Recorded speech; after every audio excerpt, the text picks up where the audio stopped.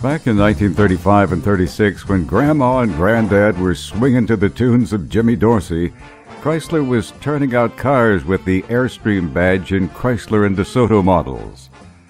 You may recall a few years back I did a video interview with Ralph about his 1936 Chrysler Airstream C7 model that he bought in Huntsville after seeing an old Autos ad. Well, now a few upgrades have been made to his car, and it's time to take a second look. Ralph has had a completely new interior installed in the car. Here's what the upholstery looked like before the work was done. And now the new seating. Door panels, headliner, and carpeting. The work was done by E&S Trim of Windsor, and it was all custom made. Here's Ralph to tell you more. Yes, it was done in the original pattern.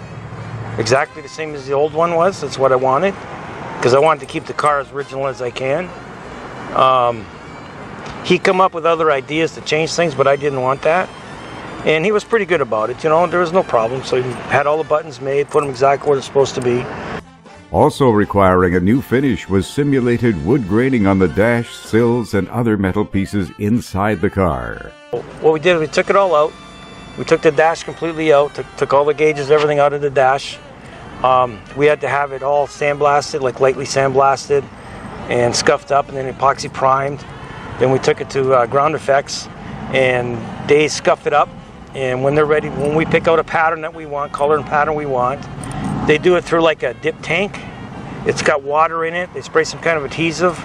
They lay a film on the water and they slowly push it through the film and it hugs all the material.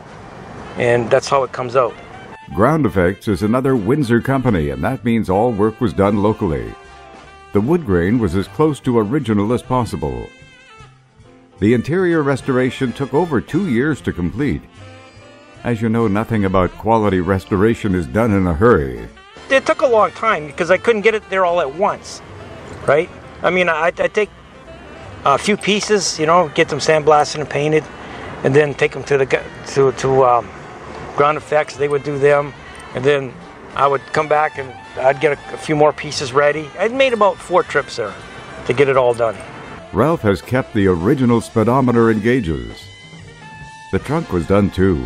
An original shelf is located over the spare tire to carry extra items.